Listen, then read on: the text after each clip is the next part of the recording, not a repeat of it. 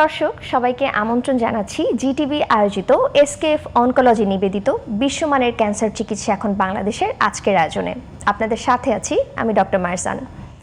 দর্শক, আমাদের জীবনে সবচেয়ে বড় সম্পদ হলো সুস্বাস্থ্য। তবে প্রায়ই আমরা আমাদের শরীরের ছোট ছোট সতর্ক বার্তাগুলোকে গুরুত্ব দিই না এবং এই অবহেলার কারণেই ছোট সমস্যাগুলো একসময় জটিল আকার ধারণ করে। পুরুষদের দেহে নীরবে বেড়ে ওঠা এমনই একটি জটিল সমস্যা প্রোস্টেট ক্যান্সার। বলা হয়ে থাকে সারা বিশ্বে পুরুষদের ক্যান্সারের মধ্যে সর্বাধিক দ্বিতীয় কারণ হিসেবে শনাক্ত করা হয়েছে এই প্রোস্টেট ক্যান্সার। সারা বিশ্বে প্রতি বছর প্রায় 15.5 লক্ষ পুরুষ প্রোস্টেট ক্যান্সারে নতুন করে আক্রান্ত হচ্ছে এবং 4.2 লক্ষ পুরুষ মৃত্যুবরণ করছে। তবে কি প্রোস্টেট ক্যান্সার হলেই সব শেষ? না দর্শক, এই প্রোস্টেট ক্যান্সারকে কেন্দ্র করেই আজকে আমরা আলোচনা করব কি এই প্রোস্টেট ক্যান্সার কেন হচ্ছে, উপসর্গ কি এবং এর থেকে মুক্তি কিভাবে পাবেন। এবং আজকের এই বিষয়টি নিয়ে আলোচনা করবার জন্য জিটিভির স্টুডিওতে আমাদের সাথে গেস্ট এক্সপার্ট হিসেবে উপস্থিত আছেন অধ্যাপক doctor Mohammad Abdus Salam, consultant euro oncology, প্রতিষ্ঠাতা ও সভাপতি এবং CEO urology and transplantation foundation of Bangladesh, সাবেক পরিচালক এবং অধ্যাপক euro oncology department, Bangladesh medical university. Sir আসসালামু আলাইকুম, আপনাকে অনেক অনেক স্বাগত আজকের আয়োজনে। কেমন আছেন? Absolutely fine. এই আমন্ত্রণের জন্য জিটিভিকে ধন্যবাদ এবং এসকেএফকেও ধন্যবাদ। স্যার আপনাকে অসংখ্য ধন্যবাদ। স্যার এই যে আজকে আমরা বিষয়টি সিলেক্ট করেছি প্রোস্টেট ক্যান্সার, প্রথমে স্যার আপনার কাছে একটু জানতে চাইব আসলে প্রোস্টেটটা কি, এটা আমাদের শরীরে কোথায় অবস্থিত? প্রোস্টেট শুধুমাত্র পুরুষদেরই থাকে, অতএব এটা সোল ইন্টারেস্ট হলো পুরুষদের। তো এটা থাকে হলো মূত্রাশয় যেখানে থাকে, পুরুষদের মূত্রাশয়ের ঠিক নিচেই এর অবস্থান। আর এটার মধ্য দিয়েই ইউরেথ্রা অর্থাৎ প্রস্রাবের নালীটা প্রবাহিত হয়। তো এটি সাইজে খুব বড় কিছু না, একটা ওয়ালনাটের মতো কিংবা একটা সুপারির মতো একটা অর্গান, কিন্তু এটার গুরুত্ব অপরিসীম। এর ফাংশনটা বলতে গেলে সত্যি সত্যি ছোটবেলাতে থাকে না আর বড় হলেও থাকে না, কিন্তু মাঝ বয়সে খুবই গুরুত্বপূর্ণ। এটা সেক্সুয়াল ফাংশনের বিভিন্ন বিষয়ের সাথে ওতপ্রোতভাবে সম্পৃক্ত, কিন্তু বয়স বাড়লে এর নানাবিধ অসুখের কারণে আমরা মহা বিপদে পড়ি। সেই কারণেই এটা ইম্পর্টেন্ট। আসলে কোন বয়সটাকে বোঝানো হচ্ছে? আমরা বলতে পারি যে 25 বছর বয়স থেকে 40-45 বছর পর্যন্ত এই বয়সটা যদি মাঝ বয়স আমরা ধরি, তার পরের দিকে প্রস্টেটের প্রবলেমগুলো শুরু হয়। অসংখ্য ধন্যবাদ স্যার। আমি তো স্যার শুরুতে আসলে সারা বিশ্বের একটা জরিপ তুলে ধরেছিলাম। আপনি যেহেতু একজন এই বিষয়ের ইউরো অনকোলজির একজন বিশেষজ্ঞ, বাংলাদেশে স্যার আসলে প্রোস্টেট ক্যান্সারের বর্তমানে আক্রান্ত রোগীদের সংখ্যা কেমন? সঠিক পরিসংখ্যান আমার কাছে নাই, কিংবা এপিডেমিওলজিক্যাল রিসার্চ ওইভাবে হয়নি এই দেশে, কিন্তু তবুও আমি বলবো যে প্রস্টেট ক্যান্সার হলো বলতে গেলে এটা পারিবারিক অসুখ। প্রত্যেক পরিবারেরই সিনিয়র সদস্য পুরুষ যারা আছেন তাদের এই সমস্যায় আক্রান্ত হওয়ার সম্ভাবনা খুবই বেশি। আমরা তো প্রায় প্রত্যেক পরিবারেই মোটামুটি সিনিয়র সদস্যদের এই প্রস্টেট ক্যান্সার এখন দেখতে পাচ্ছি। তার মানে এর ব্যাপকতা অনেক বেশি। সম্ভবত এটি প্রথম না হলেও দ্বিতীয় প্রস্টেট ক্যান্সার, দ্বিতীয় প্রধান কারণ। স্যার এই যে এত বেশি পুরুষ মানুষ আক্রান্ত হচ্ছে প্রোস্টেট ক্যান্সারে, এর আসলে কারণটা কি? এর কারণটা আগে আমরা অনেক কিছু বলতাম, এখন খুব সহজ করে বলা যায় যে এটা জেনেটিক মিউটেশনের কারণেই ঘটে, আর কোনো কারণ নেই। তার মানে স্যার কারো আসলে পারিবারিক যদি একটা ইতিহাস থাকে তার হওয়ার সম্ভাবনাটা অনেক বেশি। অনেক বেশি। সেক্ষেত্রে স্যার আসলে আমরা তো কোনো উপসর্গ না হলে চিকিৎসকের শরণাপন্ন হই না, তো পুরুষরা আসলে কি কি উপসর্গ দেখলে তারা চিকিৎসকের শরণাপন্ন হবে? কোনো উপসর্গ থাকে না, কিন্তু তবুও কতগুলো উপসর্গ কিন্তু খুব কেয়ারফুলি কিন্তু আমাদেরকে অ্যানালাইজ করা উচিত। যেমন ধরুন প্রস্রাবে কিছু কিছু উপসর্গ, বারবার প্রস্রাব হওয়া, ঘন ঘন প্রস্রাব, রাতের বেলা প্রস্রাবের জন্য ওঠা, তারপরে কিঞ্চিত রক্তপাত কিংবা অল্প অল্প রক্তপাত কিংবা বীর্যেতে রক্তপাত, এই সমস্ত ঘটনা যদি ঘটে অবশ্যই ডাক্তারের সাথে পরামর্শ করা দরকার। বিশেষ করে এল্ডারলি পার্সন যদি হয় তাহলে তো তাকে অবশ্যই প্রস্টেট ক্যান্সারের একটা স্ক্রিনিং প্রোগ্রামের মধ্যে দিয়ে যেতে হয়। ডাক্তারের কাছে গেলে তারা এটা নিজেরাই করে নেন। এবং এই স্ক্রিনিং প্রোগ্রামের মধ্যে সিরাম পিএসএ এস্টিমেশনটা একটা খুব গুরুত্বপূর্ণ বিষয়, কিন্তু তার আগে শারীরিক একটা পরীক্ষাও খুব গুরুত্বপূর্ণ, সেটা হলো ডিজিটাল রেকটাল এক্সামিনেশন। কিন্তু ডিজিটাল রেকটাল এক্সামিনেশন একটা গ্রস আইডিয়া, সেটা তো সব কিছু বলতে পারে না। তবে যদি আমরা কম্বাইন করি, যদি ডিজিটাল রেকটাল এক্সামিনেশনের ফাইন্ডিং এবং পিএসএ দুটো যদি যুক্ত করি, তাহলে তার এক্সিস্টেন্সটা প্রস্টেট ক্যান্সারের এক্সিস্টেন্সের সম্ভাবনাটা অনেক বেড়ে যায়। তারপরে যদি আমরা একটা এমআরআই করি, MP MRI of the prostate, তাহলেও এই সম্ভাবনাটা আরও খতিয়ে দেখার সুযোগ থাকে এবং বলতে গেলে নিশ্চিতভাবেই বোঝা যায় যে প্রস্টেট ক্যান্সারের উপস্থিতি আছে। বর্তমানে এখন একটা পরীক্ষা আমরা পেয়েছি, সেটি হলো নিউক্লিয়ার মেডিসিনের একটা বিশেষ পরীক্ষা, পিএসএমএ পেট স্ক্যান। পিএসএমএ পেট স্ক্যান হলো প্রস্টেট স্পেসিফিক মেমব্রেন অ্যান্টিজেনের অ্যান্টিবডি দিয়ে তৈরি করা একটা সূক্ষ্ম আণবিক একটা মলিকুলের সাথে ইমপ্রেজেন্ট করে এই পরীক্ষাটা করা হয় এবং তাতে মোটামুটিভাবে নিশ্চিতভাবেই অনুমান করা যায়, অনুমান না, মোটামুটি সিদ্ধান্তই নেওয়া যায় যে প্রস্টেট ক্যান্সার আছে। সম্প্রতি একটা কনফারেন্সে একটা পেপার আমরা দেখলাম যে বায়োপসি অ্যাভয়েড করা যায় কিনা। তো বায়োপসি অ্যাভয়েড করা সম্ভব যদি আমরা পিএসএমএ পেট স্ক্যানটা করি এবং তার ভিত্তিতে যদি আমরা চিকিৎসা করি, প্রায় নির্ভুলভাবেই চিকিৎসা করা সম্ভব। স্যার, যে So it's a পরীক্ষাগুলোর great কথা আপনি advantage. বললেন, পেট স্ক্যানের কথা বললেন, অনেক ধরনের পরীক্ষার করতে গেলেও কিন্তু রোগীদের একটা ভীতি তৈরি হয়। যেমন কাউকে যদি এন্ডোস্কোপ সাজেস্ট করা হয়, এটা খুবই পেইনফুল, অনেকে ভয় করতে চায় না। আপনি যে প্রসিডিওরগুলোর কথা বলেছেন স্যার, এইগুলো আসলে কিভাবে করা হয়? এটার জন্য কি অজ্ঞান করবার প্রয়োজন বা কোনো কাটাছেঁড়ার প্রয়োজন হয় কিনা? কোনোটাই অজ্ঞান করার দরকার হয় না, কিংবা কোনো বিরাট কোনো পদ্ধতি নয়, এমনকি বায়োপসিও কোনো বিরাট কোনো বিষয় নয়। বায়োপসিটা সাধারণত মলদ্বারের ভেতর দিয়েই করা হয় এবং লোকাল অ্যানেস্থেসিয়া দিয়ে করা হয় এবং এটা অস্বস্তি হতে পারে, কিন্তু ব্যথা হওয়ার কোনো কারণ নেই। বাহ, আর পিএসএমএ পেট স্ক্যান এটা তো সাধারণ একটা সিটি স্ক্যানের মতো বিষয়, অতএব এটাতে ভয় পাওয়ারও কোনো কারণ নেই। ধন্যবাদ স্যার। স্যার, আপনি যেমন বলেছেন এই প্রোস্টেটের ফাংশনটা 25 বছর বয়স থেকেই মোটামুটি অ্যাক্টিভ হয়। তো সেক্ষেত্রে স্যার, যদি কোনো ধরনের সিমটম না থাকে, একজন আমরা যদি ধরি 25 বছরের একজন যুবক, তার আসলে কোনো সিমটম নেই, কিন্তু তার বাবা বা দাদা প্রোস্টেট ক্যান্সারে আক্রান্ত হয়ে মারা গিয়েছিলেন, সেক্ষেত্রে সে কি উপসর্গ না থাকলেও কিছু স্ক্রিনিং টেস্টগুলো করাতে পারে কিনা? 40 বছর বয়স হওয়ার সঙ্গে সঙ্গেই তার পিএসএ প্রতি বছর করা উচিত। প্রত্যেক বছরই তার একটা পিএসএ অর্থাৎ প্রস্টেট ক্যান্সার স্পেসিফিক অ্যান্টিজেন এটা দেখা উচিত। এটা একটা রক্ত পরীক্ষা, সাধারণ রক্ত পরীক্ষা, এটা যদি বছরে একবার করেন তাহলেই যথেষ্ট। যদি এখানে কোনো অ্যাবনর্মালিটিস কিংবা যদি কোনো ব্যত্যয় পাওয়া যায়, তাহলে অবশ্যই ডাক্তারের সাথে পরামর্শ করা দরকার। ধন্যবাদ স্যার। সেক্ষেত্রে স্যার, আরেকটা প্রশ্ন, আমরা যখন আপনারা চিকিৎসকরা কাউকে কোনো টেস্ট সাজেস্ট করেন, তাদের প্রথমেই যেটা মাথায় আসে যে কোথায় করাবো। সাধারণত পেট স্ক্যান, সিটি স্ক্যান যেটা আমি জানি খুব খরচ সাপেক্ষ। তো সেক্ষেত্রে আসলে আমাদের দেশের সরকারি প্রতিষ্ঠানগুলো থেকে এই পরীক্ষাগুলো, বা এই যে বাংলাদেশ মেডিকেল ইউনিভার্সিটি থেকে এই পরীক্ষাগুলো করা হয় সব কিনা? সরকারি প্রতিষ্ঠানগুলোতে এর সক্ষমতা আছে, আর আমার বেশি কিছু বলার নেই, কারণ এটা এত সহজ পরীক্ষা। মোটামুটি অল্প দিনের মধ্যে সমস্ত হাসপাতালগুলোতেই এই পদ্ধতিগুলো মোটামুটি চালু আছে। তবে পিএসএমএ পেট স্ক্যান এখন পর্যন্ত লিমিটেড, অল্প কিছু ইনস্টিটিউশন, সরকারি ইনস্টিটিউশন এবং অল্প কিছু প্রাইভেট ইনস্টিটিউশনে পাওয়া যায়। অসংখ্য ধন্যবাদ স্যার। স্যার, আপনি যে সিমটমসগুলো বললেন, তার মধ্যে অনেকে যেমন ভাবে যে প্রস্রাবের কোনো সমস্যা থাকলেই আসলে প্রোস্টেটের সমস্যা কিনা। যেমন আপনি বললেন যে ঘন ঘন বাথরুমে যাওয়া বা এই ধরনের সমস্যা কিন্তু আমরা ডায়াবেটিক রোগীদের ক্ষেত্রেও দেখি যে একটু পরপর উঠে তাদের একটা প্রস্রাবের একটা বেগ হয়। তো অনেকের ধারণা থাকে যে শুধু প্রস্রাবের কোনো সমস্যা হলেই সেটা প্রোস্টেটের ক্যান্সারের দিকে যাচ্ছে কিনা। তো এই ইউরিনারি যে প্রবলেমগুলো, এই সমস্যা ছাড়া কি অন্য কোনো উপসর্গ থাকতে পারে কিনা প্রোস্টেট ক্যান্সারে?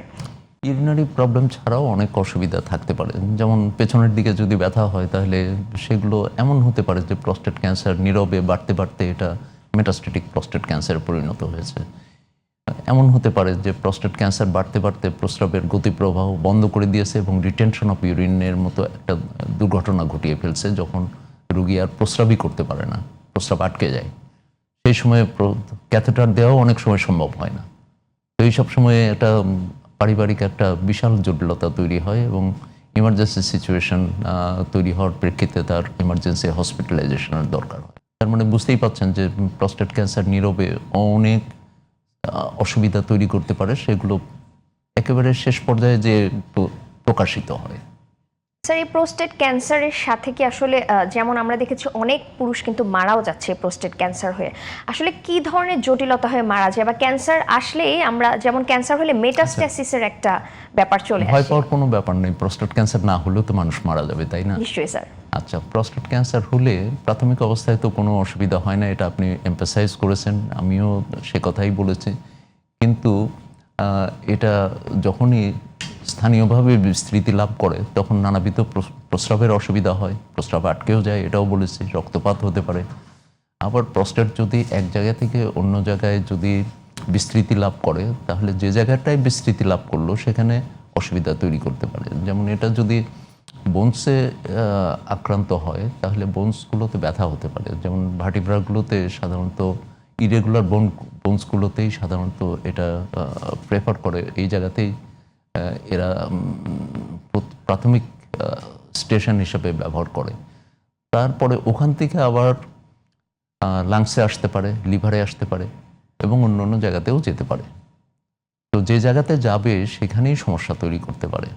যেমন লাংসে গেলে ওরা হয়তো কাশির সঙ্গে রক্ত আসবে, শরীর খারাপ হতে থাকবে এবং দ্রুত তার অবনতি হতে থাকবে। তখন ডাক্তাররা কিন্তু সহজে বুঝতে পারে যে কিছু একটা ঘটছে বুকের মধ্যেই। তখন পরীক্ষা টরীক্ষা করে বায়োপসি করে আইডেন্টিফাই করতে পারে যে হ্যাঁ, মেটাস্টেটিক প্রস্টেট ক্যান্সার। এখন কথা হলো, এটাই কি মৃত্যু পথযাত্রার জন্য সুগম পথ? না, যতক্ষণ আধুনিক চিকিৎসা আছে ততক্ষণ এটা সুগম পথ নয়। এটা এই রুগীকে রক্ষা করা সম্ভব, এই রুগীকে দীর্ঘদিন বাঁচিয়ে রাখা সম্ভব, এবং আমরা হয়তো বলতে পারি যে আমরা নিরাময় করতে পারলাম না, কিন্তু আমরা কন্ট্রোল করতে পারবো। এবং প্রস্টেট ক্যান্সার যদি আমরা বিস্তৃত অবস্থায়ও পাই, তবুও আমরা বিভিন্ন চিকিৎসার মাধ্যমে তাদেরকে দীর্ঘজীবন পর্যন্ত কন্ট্রোল করে রাখতে পারি। অসংখ্য ধন্যবাদ স্যার, চমৎকার অনেকগুলো তথ্য দিয়েছেন। প্রোস্টেট ক্যান্সার নিয়ে স্যার আরো অনেক আলোচনা আমাদের বাকি আছে, তবে ছোট্ট একটি বিরতি নিচ্ছি। Thank you.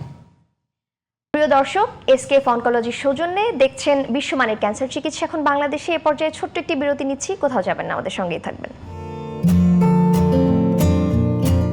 প্রিয় দর্শক, বিরতির পর আবার ফিরে এলাম। আমরা কথা বলছি প্রোস্টেট ক্যান্সার নিয়ে। স্যার, প্রোস্টেট ক্যান্সারের তো অনেক ধরনের সমস্যা শুনলাম, উপসর্গ শুনলাম, জটিলতাও শুনলাম। সমস্যা শুনলে তো আসলে সমাধানটাও জানতে ইচ্ছে করে। এবার স্যার একটু জানতে চাইব, যে প্রোস্টেট ক্যান্সার একজন রোগীর যখন শনাক্ত হয়, চিকিৎসার ধরনটা কেমন? আপনারা আসলে কি কি ধরনের ট্রিটমেন্ট প্রোটোকল দিয়ে থাকেন? এইটা যখন আমরা নির্ণয় করি, রোগ নির্ণয় যখন সম্পন্ন হয়, তখন আমরা চিন্তা করি যে রোগের কতটা বিস্তৃতি ঘটেছে, অথবা রোগটা কি প্রস্টেটের মধ্যেই সীমাবদ্ধ আছে কিনা। বিষয়টা জানা এই জন্য দরকার যে রোগটা যদি প্রস্টেটের ভেতরে সীমাবদ্ধ থাকে, তাহলে তার দুটো স্বীকৃত পদ্ধতি সারা পৃথিবীতে প্র্যাকটিস করা হয়। সেটি হলো, এক হলো অপারেশন করে প্রস্টেট সহ প্রস্টেট ক্যান্সারটা রিমুভ করে দেয়া। কাজটা কঠিন, কিন্তু করতে পারলে নিরাময় হয়ে গেল। দ্বিতীয়ত, যদি এটা সম্ভব না হয়, কিংবা যদি রুগী যদি অপারেশন কিংবা অস্ত্রোপচারের পছন্দ না করেন, কিংবা যদি ফিটনেস যদি না পাওয়া যায়, তাহলে অবশ্যই তাকে আমরা রেডিয়েশন থেরাপিতে আমরা পাঠাই। Radiation therapy is also very good. এটা অত্যন্ত চমৎকার একটা চিকিৎসা, যেখানে অপারেশন লাগছে না। সেখানে যেটা করে, ওরা একটা হরমোন থেরাপি দেয় হয়তো 6 সপ্তাহের জন্য, তারপরে ওরা রেডিয়েশন থেরাপি দেয়। রেডিয়েশন থেরাপি সাধারণত 6 সপ্তাহে সম্পন্ন হয়, কিন্তু কিছু কিছু রেডিয়েশন থেরাপি আছে যেটা 6 দিনেও সম্পন্ন করা যায়, তার মানে 1 সপ্তাহের মধ্যেই এটা সম্পন্ন করা যায়। এই কারণে organised prostate cancer, locally confined prostate cancer যদি থাকে, তার চিকিৎসার গুরুত্বও বেশি, এবং তাকে চিকিৎসাটা সঠিকভাবে সম্পন্ন করলে আমরা বলতে পারি যে তাকে নিরাময় করা সম্ভব হবে। এবং নিরাময় মানে হলো সত্যি সত্যি উনি একদমই ভালো হয়ে যাবেন।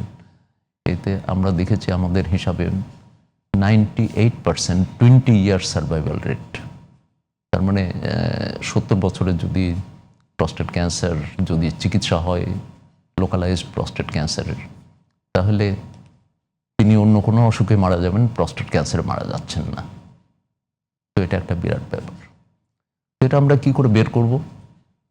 আমরা যদি একটা এমআরআই স্ক্যান করি তাহলে আমরা বের করতে পারবো। যদি পিএসএমএ পেট স্ক্যান যদি আমরা করি তাহলেও আমরা বের করতে পারবো যে প্রস্টেট ক্যান্সারের বিস্তৃতি কত দূর হয়েছে। তারপরে কোনো সময় আমরা যদি পেট স্ক্যান যদি না থাকে তাহলে হোল বডি এমআরআই স্ক্যান আমরা করলেও নিশ্চিতভাবে বুঝতে পারবো যে প্রস্টেট ক্যান্সারের বিস্তৃতি কত দূর হয়েছে। এখন যদি বিস্তৃতি লাভ করে থাকে, সেটা বোনসে হোক কিংবা ভিসেরার মধ্যে হোক, তাহলে আমরা কি করব? বিস্তৃত প্রস্টেট ক্যান্সার এটা সত্যি সত্যি একটা চ্যালেঞ্জিং ব্যাপার। এটা দুই রকম হতে পারে। একটা হলো বাল্কি মেটাস্টেসিস, তার মানে অনেক বেশি ভারী মেটাস্টেসিস, বিভিন্ন জায়গাতে গভীরভাবে আক্রান্ত। আর একটা হতে পারে লাইট মেটাস্টেসিস, সেটা হলো একটা দুইটা তিনটা এইরকম সাইটে হয়তো হয়েছে। এটাকে আমরা বলবো অলিগোমেটাস্টেসিস। অলিগোমেটস যদি থাকে তাহলে সেটাকে আমরা কিউরেটিভ ট্রিটমেন্টই অফার করতে পারি। সেটা কেমন করে করি? আমরা প্রথমে সাধারণ স্ট্যান্ডার্ড ট্রিটমেন্ট যেটা আছে সেটা দিলাম, তারপরে আমরা তাকে আবার পরীক্ষা টরীক্ষা করে আমরা দেখলাম স্ট্যান্ডার্ড ট্রিটমেন্টে তার মেটাস্টেসিসটা রিগ্রেস করে গিয়েছে কিনা। যদি রিগ্রেস করে না যায় তাহলে সেখানে আমরা এসপিআরটি নামে একটা রেডিয়েশন থেরাপির একটা স্পেশাল ট্রিটমেন্ট আমরা অফার করি। এসপিআরটি মানে স্টেরিওট্যাকটিক বডি রেডিয়েশন থেরাপি। এইটা সাইবার নাইফ দিয়েও দেওয়া যায়, অথবা আমাদের এখানে আইএমআরটি যেটা ব্যবহার করা হয় সাধারণত প্রস্টেট ক্যান্সারের রেডিয়েশনে, সেটা দিয়েও করা যায়।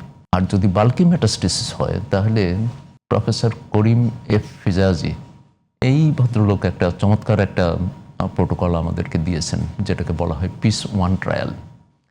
এইখানে radiation therapy, chemotherapy, hormone therapy, all in combination associated with radiation of the prostate cancer itself, অথবা surgery of the prostate cancer in metastatic prostate cancer. তাতে যেটা হয়, একেবারে সর্বাত্মকভাবে প্রস্টেট ক্যান্সারকে আক্রমণ করে প্রায় কিউরেটিভ অবস্থাতে নিয়ে যাওয়া যায়। এই সমস্ত চিকিৎসা কিন্তু বাংলাদেশেও হচ্ছে, আমরা করছি, এবং তাতে আমাদের এক্সপিরিয়েন্স হলো তাদেরকে আমরা বহু দিন পর্যন্ত বাঁচিয়ে রাখতে পারি।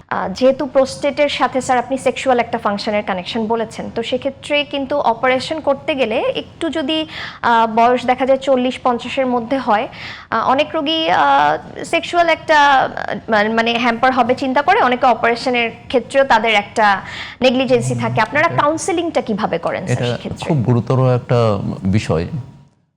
সেক্সুয়ালি অ্যাক্টিভ পার্সোনালস, তাদেরকে আমরা খুব সতর্কভাবে এই বিষয়টা আমরা কাউন্সেলিংও করি এবং চিকিৎসা দেওয়ার ব্যাপারেও সতর্কতা অবলম্বন করি। আমরা সার্জারি করি কিংবা রেডিয়েশন থেরাপি দিই অথবা অন্য কোনো চিকিৎসাই দিই, তার যৌন জীবন ব্যাহত হওয়ার সম্ভাবনা খুবই বেশি। যেমন ধরুন হরমোন থেরাপি। হরমোন থেরাপি তার যদি দরকার হয় তাহলে সত্যি সত্যিই তার কিন্তু বিভিন্নভাবে তার সেক্সুয়াল ফাংশন ইন্টারাপ্টেড হবে, এবং ইন্টারাপ্টেড হবে এই পর্যায়ে যে অনেক দিন পর্যন্ত এটা যদি দরকার হয় তাহলে কিন্তু প্রোফাউন্ড হাইপোসেক্সুয়াল কিংবা ইরেকটাইল ডিসফাংশন এবং লস অফ লিবিডো, বলতে গেলে তার সেক্সের প্রতি কোনো আকর্ষণই থাকার কথা না। তো এইরকম একটা সিচুয়েশন অনেক সময় ইয়াং পেশেন্টের জন্য খুবই গ্রহণযোগ্য না। তারা আমাদের কাছে আসেন, তখন যদি আমরা হরমোন থেরাপি উইথড্র করি, তখন যদি কোনো অসুবিধা না থাকে হয়তো করা যায়, অন্য চিকিৎসা দিয়ে এটা সাপ্লিমেন্ট করা যায়, কিন্তু কোনো সময় এটা সম্ভব হয় না।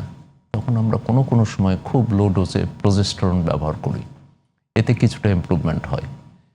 আর বাকিটা হলো সাইকোসেক্সুয়াল কাউন্সেলিং, এবং সেক্সুয়াল ফাংশন ইমপ্রুভ করার জন্য দরকার হলে পিনাইল প্রস্থেসিস আমরা ব্যবহার করি। পিনাইল প্রস্থেসিস হলো এটা একটা শক্ত একটা রিজিড একটা মেটেরিয়াল, বায়োকম্প্যাটেবল। এইটা আমরা পিনিসের ভেতরে প্রতিস্থাপন করি।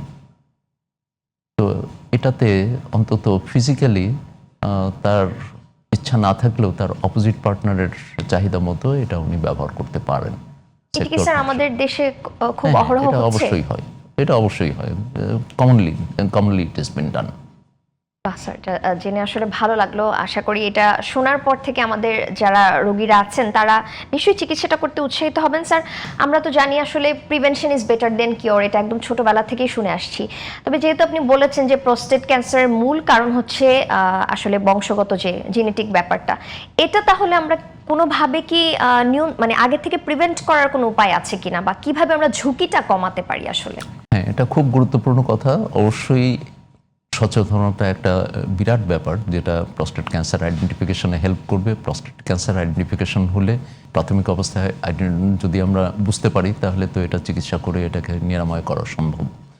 রোবোটিক সার্জারি আমাদের দেশে সম্প্রতি চালু হচ্ছে এবং এটা ব্যবহার করে খুব সূক্ষ্ম সার্জারি করা সম্ভব হবে। তাছাড়াও আমি বলবো যে রোবোটিক সার্জারি ছাড়াও ক্লাসিক্যাল ওপেন অপারেশন এবং laparoscopic prostatectomy is very good. They are equally effective compare to robotic surgery. তার মানে রোবোটিক সার্জারি এমন কোনো প্যানেশিয়া না। আসলে ওপেন সার্জারিতে যা করা হয় রোবোটিক সার্জারিতে একই কাজ করা হয়। একটা হলো ম্যানুয়াল পদ্ধতি, আর একটা হলো স্টিক দিয়ে ভাত খাওয়ার মতো। তাহলে স্যার আসলে সুবিধা কি চামচ দিয়ে ভাত খাওয়াটাই বেশি? না, খুব সূক্ষ্মভাবে কাজ করতে গেলে সত্যি সত্যি কতগুলো কারণ আছে যে রোবোটিক সার্জারির গুরুত্ব অনেক বেশি। ব্লাড লসও কিন্তু কম হয়। এই দুইটা কারণ একটা খুব গুরুত্বপূর্ণ কারণ, যেটা রোবোটিক সার্জারিকে এস্টাবলিশ করেছে অ্যাজ এ গোল্ড স্ট্যান্ডার্ড। তো গোল্ড স্ট্যান্ডার্ড হলেও আমাদের দেশে আগে ছিল না, কিন্তু আমরা এখন বলতে পারি দুটো হাসপাতালে রোবোটিক সার্জারির উপস্থিতি আছে। এগুলো কার্যকারিতা শুরু হয়নি, কিন্তু খুব অল্প দিনের মধ্যে এগুলো কার্যকর হবে এবং অন্য অন্য হাসপাতালগুলোতে এই রোবোটিক সার্জারি খুব তাড়াতাড়ি বিস্তৃত হবে। স্যার, আমি একটু জানতে চাচ্ছি, আসলে যে কোনো রোগ হলেই কিন্তু আমরা তার সাথে খাদ্যের বা খাদ্যাভ্যাসের একটা কানেকশন চলে আসে। খুবই গুরুত্বপূর্ণ কথা। সেক্ষেত্রে স্যার প্রোস্টেট ক্যান্সারের সাথে কি ফুড হ্যাবিটের কোনো রিলেশন আছে নাকি? সরাসরি গুরুত্ব না থাকলেও আমি বলবো যে সাধারণত স্বাস্থ্যকর খাবার যেগুলো, সেগুলোর উপর নির্ভরশীল থাকাটা ভালো। তার সাথে রেড মিট অ্যাভয়েড করা যেমন হতে পারে, এক্সেস ফ্যাটি মিল অ্যাভয়েড করা যেতে পারে। Fruits and vegetable, particularly tomato, এটা তো খুবই সস্তা, এটা খাওয়া যেতে পারে। তবে এটা খেলেই যে প্রস্টেট ক্যান্সার হবে না, অথবা হলেই যে এটা নিরাময় হবে তা নয়, সেই গ্যারান্টি দেওয়া যাচ্ছে না। কিন্তু এর সাথে যদি আমরা ফিজিক্যাল এক্সারসাইজ যোগ করি, তাহলে এটা খুব গুরুত্বপূর্ণ এই জন্য যে আমরা যখন এডিটি ব্যবহার করি, অথবা যখন সার্জারি করি, অথবা যখন অ্যাক্টিভ সার্ভিলেন্সে থাকে, এই কথাটা আমি বলি নাই, অ্যাক্টিভ সার্ভিলেন্স একটা কিন্তু খুব গুরুত্বপূর্ণ একটা চিকিৎসা।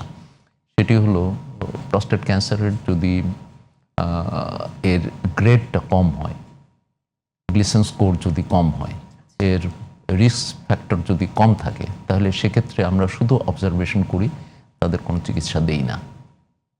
কারণ আমরা দেখেছি যে 20 বছর তাদের অবজারভেশন করে যে মর্টালিটি রেট কিংবা মরবিডিটির ইনসিডেন্স, সেটা অপারেশন করার পরে যে মর্টালিটি এবং মরবিডিটির ইনসিডেন্স বলতে গেলে একই রকম, মর্টালিটি একই রকম, কিন্তু অপারেশনের যে সমস্ত জটিলতা হয়, সেই জটিলতাগুলো যারা অপারেশন করছে তার তো হয়, কিন্তু যারা অপারেশন করা হচ্ছে না তার তো আর অপারেশনের জটিলতা নাই। অতএব active surveillance is a very good treatment. এই প্রোস্টেট ক্যান্সার নিয়ে আসলে আমাদের দেশের মানুষের প্রচলিত ভুল ধারণা, অনেক ভুল ধারণা, মিথ। প্রস্টেট ক্যান্সার হলে বাঁচার কোনো সম্ভাবনা নাই, ভুল। প্রস্টেট ক্যান্সার হলে আমার সেক্সুয়াল লাইফ ডিস্ট্রয়েড হয়ে গেল, ভুল। প্রস্টেট ক্যান্সার হলে আমার আর ফ্যামিলি লাইফ সম্ভব না, ভুল। তার মানে যত কিছুই চিন্তা করা হোক না কেন প্রস্টেট ক্যান্সার নিয়ে, এগুলো বেশিরভাগই কমন আইডিয়াতে যা বোঝা যায় প্রায়ই ভুল। আচ্ছা স্যার, আপনাকে অসংখ্য ধন্যবাদ। আপনি এত ব্যস্ত থাকেন, তারপরও আজ আমাদেরকে সময় দিয়েছেন এত সুন্দর একটা আলোচনার জন্য। এবং যাবার আগে আমাদের দর্শকদের উদ্দেশ্যে আপনার পক্ষ থেকে কিছু গুরুত্বপূর্ণ বার্তা আমরা ছোট করে শুনতে চাই। যারা এই প্রোগ্রামটা দেখছেন, তারা কখনোই প্রস্টেট ক্যান্সারকে কখনো ভয় পাবেন না, প্রথম কথা। দ্বিতীয় কথা হলো, প্রস্টেট ক্যান্সার আছে কিনা এটা পরীক্ষা করিয়ে নিন। যদি বয়স আপনার 50-এর ঊর্ধ্বে থাকে, 50 বছর বয়স থেকে 75 বছর বয়স পর্যন্ত অবশ্যই সিরাম পিএসএ বছরে একবার করবেন। আর যদি পরিবারের কোনো সদস্যের যদি প্রস্টেট ক্যান্সার থেকে থাকে, তাহলে 40 বছর বয়স থেকেই প্রতি বছরে একবার সিরাম পিএসএটা করবেন। এটা করলেই মোটামুটিভাবে আপনার প্রস্টেট ক্যান্সার আছে কি না এটা নির্ণীত হবে। এবং যদি এটা হয়, সরকার যেহেতু আমেরিকার মতো ধনী নয়, সেই কারণে compulsory prostate cancer screening programme করতে পারছে না। সেই হেতু আমরা বলবো যে নিজে নিজে প্রস্টেট ক্যান্সার স্ক্রিনিংটা এইভাবে করা যেতে পারে এবং এতে মর্টালিটি, মরবিডিটি সব কমে যাবে। প্রস্টেট ক্যান্সার সম্পর্কে আর কোনো ভয়ই থাকবে না। অসংখ্য ধন্যবাদ স্যার, এত সুন্দর একটা তথ্যবহুল আলোচনা আজকে আমাদের সাথে শেয়ার করেছেন। আমরা ভীষণ ভীষণ কৃতজ্ঞ আপনার প্রতি। আপনার প্রতিও আমার কৃতজ্ঞতা, জিটিভির প্রতি আমার কৃতজ্ঞতা এবং এসকেএফ ফার্মাসিউটিক্যালের প্রতিও কৃতজ্ঞতা। অনেক ধন্যবাদ। প্রিয় দর্শক, আজকের আলোচনার মাধ্যমে আমরা এটুকু বুঝলাম যে শরীরের যে কোনো ছোট সমস্যাকেই কখনো অবহেলা করা উচিত নয়। বিশেষজ্ঞ চিকিৎসকের পরামর্শ মেনে সময় মতো পরীক্ষা নিরীক্ষা করালে এবং চিকিৎসা নিলে ক্যান্সারের মতো জটিল রোগকেও মোকাবেলা করা সম্ভব। কারণ ক্যান্সারকে নয়, অবহেলাকে ভয় করুন। সচেতনতা যত আলো ছড়াবে, অন্ধকার ততই দূরে চলে যাবে। প্রিয় দর্শক, আগামী পর্বে আপনাদের সাথে আরও গুরুত্বপূর্ণ কোনো বিষয় নিয়ে আলোচনা করব। ততদিন পর্যন্ত সবাই ভালো থাকুন, সুস্থ থাকুন, জিটিভির সঙ্গেই থাকুন।